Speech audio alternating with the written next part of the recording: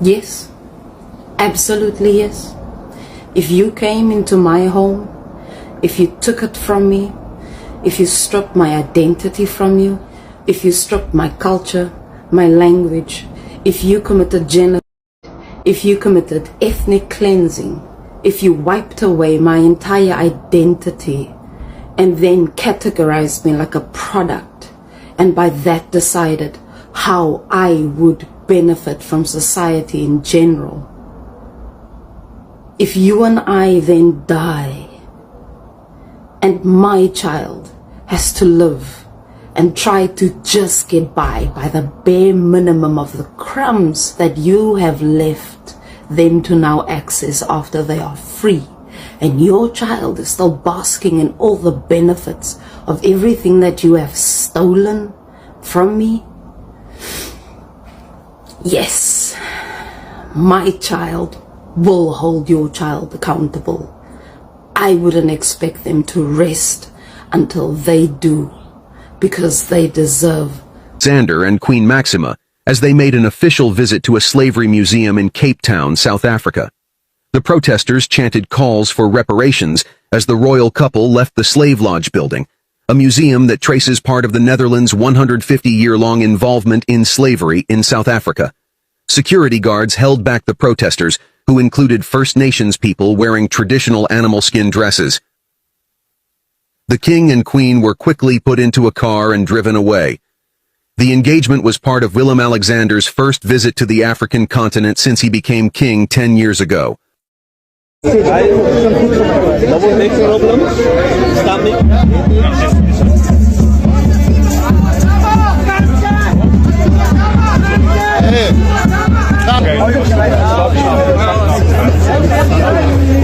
How sweet.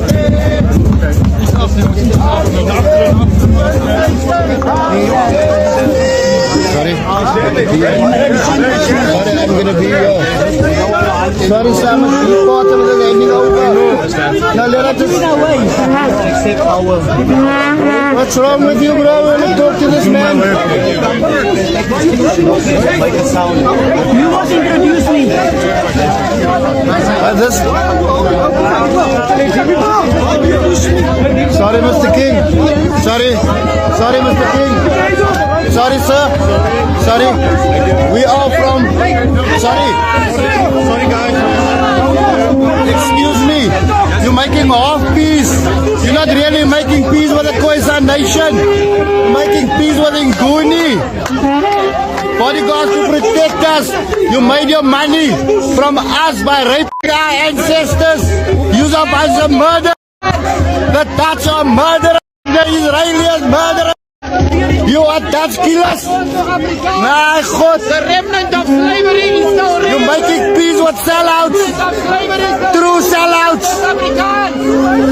Disgusting. Disgusting.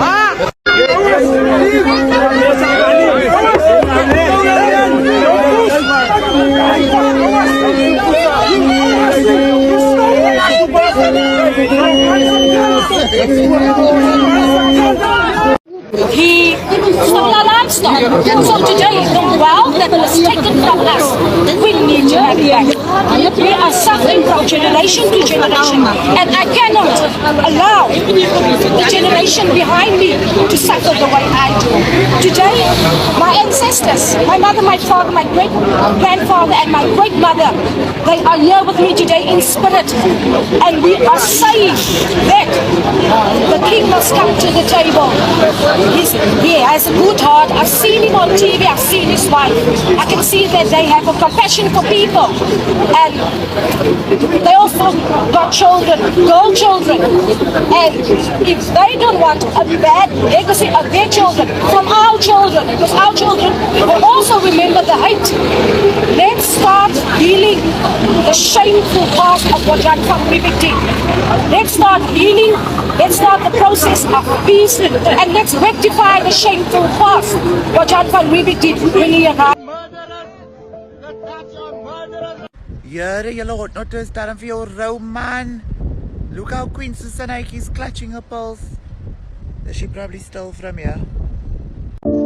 So, the King and Queen of the Netherlands recently visited Cape Town, South Africa, for the very first time. They have never been there. Their urge was to go and visit the country, to get to know more about the slavery time, the slavery period, and to come and apologize for what their ancestors did many years ago. Right? So now what disgusts me even more is when the king and queen, they were at a slavery museum in Cape Town, and they just wanted to leave, and they got attacked by South Africans, the Khoisan colored culture. Now guys, I understand the frustrations, yeah, but do remember that we are in the year 2023, yeah, and this is a different king in this time and day of age. So for people to blame someone for what someone else did many years ago, it's very unfair. Yeah. And I'm not saying this because I am living here in the Netherlands and I'm colored too. I'm not saying that because of that. This is facts, guys. So we can't go around blaming someone else for what another person did many years ago, like I said. Which is not fair towards that person, because that person has got nothing to do with what happened. He apologized. What more do you guys want? Like, can you guys be so judgmental? Like, this man has apologized so many times. Even before he came to Cape Town, over here in Netherlands, he has apologized numerous of times for what other people did many years ago. Which I think, wow, that's brave to do, right? You guys are quick to blame other people, right? But you forget that the government in South Africa stole so much of that country. Not even the king and queen. Right now, we're talking about 2023. That government is stealing so much of the country.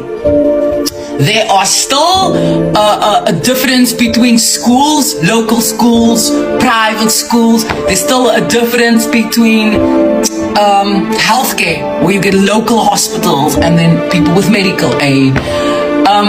There's still difference between the white culture, how they are living, how the colored culture is living, and how the blacks are living. But the king and queen of Netherlands is to blame. We can blame the current king and queen of the Netherlands for what their ancestors did. You rightfully mentioned them as the king and the queen of the Netherlands. You didn't mention any names. So it's not a personal thing, okay? It is a title, and we hold the institution accountable. Because whatever the Netherlands did in South Africa, the institution drove it. It was driven by the institution. So it doesn't matter. I can also become the king of the Netherlands tomorrow.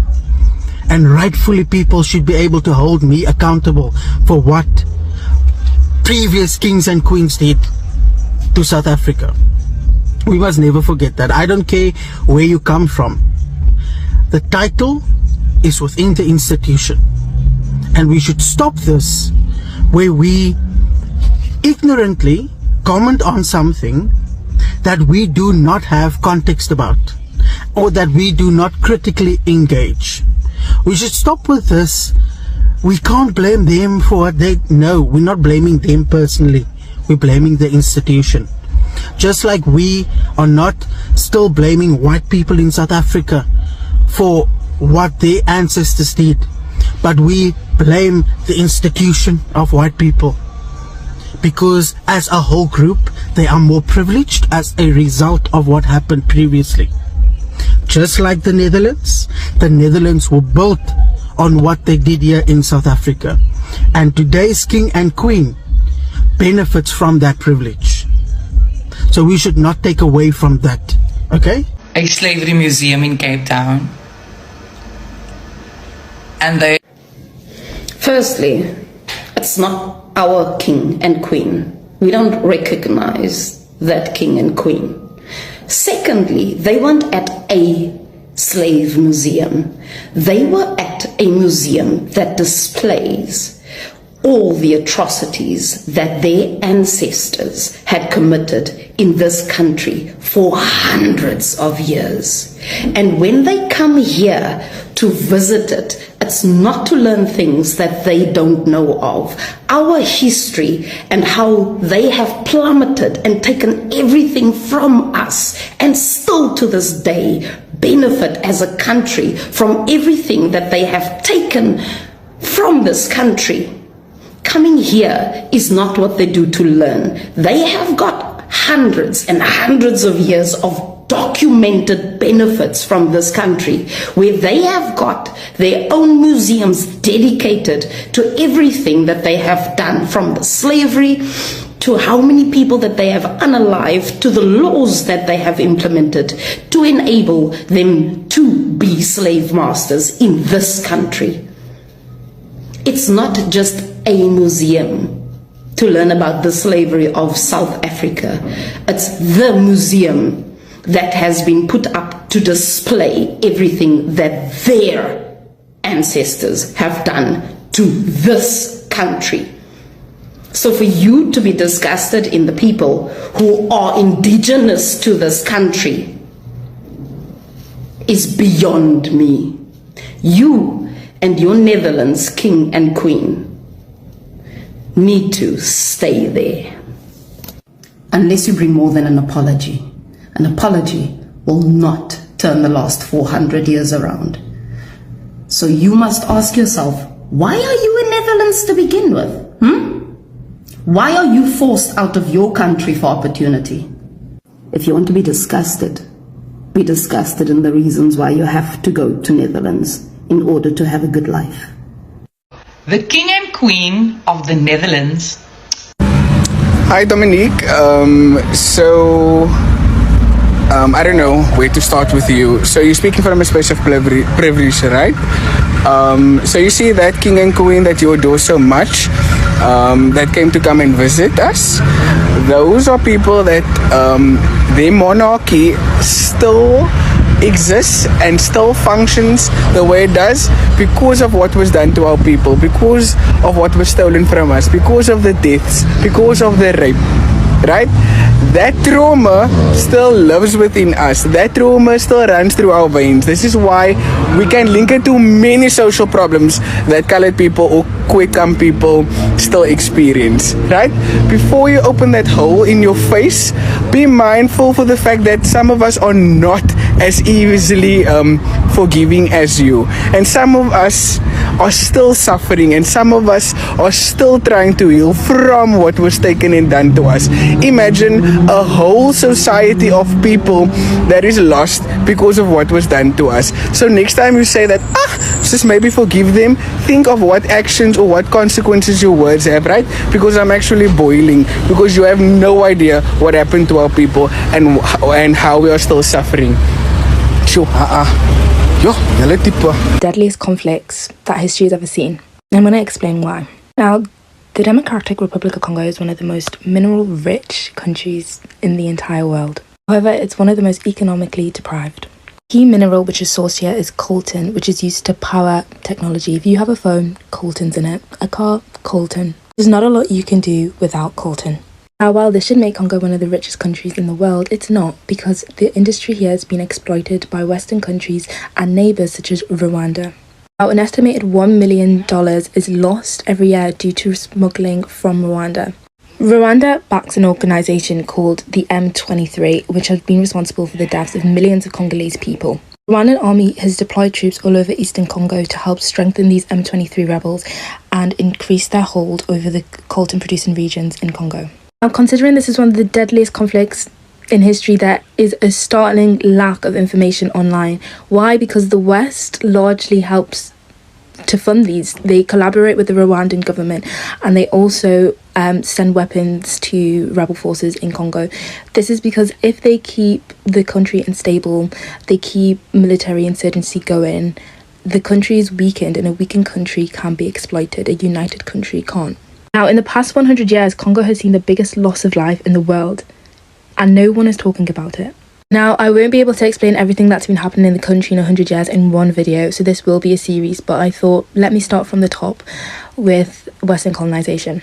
Now, in 1885, King Leopold of Belgium literally just seized the country as his personal possession. Now, while other European countries were turning Africa into their colonies, he took Congo as a personal region. Now, backed with money given by the Belgian government, King Leopold said that he was going to bring civilization to Congo. Now, for reference, Congo is the largest country in what they call sub-Saharan Africa. It's about the size of the entirety of Western Europe. Now, the atrocities in Congo were so bad that other European governments were literally disgusted. And in 1908, due to pressure from other European governments, King Leopold turned over the colony to the government of Belgium. But during these years, torture was rife. If people didn't meet their work quotas, they would literally have a hand or foot amputated. And Belgium is now famous for selling chocolate hands. Where do you think that idea came from? An estimated 15 million people died during King Leopold's rule over Congo. It's considered one of the biggest mass genocides in history. King Willem-Alexander has delivered an official apology for his country's history of slavery. Als uw koning en als deel van de regering maak ik vandaag deze excuses zelf. Some 600,000 people were trafficked by Dutch slave traders over a 250-year period. Maar voor het overduidelijke gebrek aan handelen tegen deze misdaad tegen de menselijkheid vraag ik vandaag, op deze dag dat we samen het Nederlands slavernijverleden herdenken, vergiffenis. The event in Amsterdam marked 160 years since the abolition of slavery. Right here is what needs to be happening when these kings and queens come to visit the lands that they previously destroyed. The Dutch king and queen are confronted by angry protesters on a visit to a slavery museum in South Africa. Angry protesters in Cape Town have confronted the king and queen of the Netherlands. You remember I did a video on that. Don't leave the Netherlands out. They was all up and through, okay?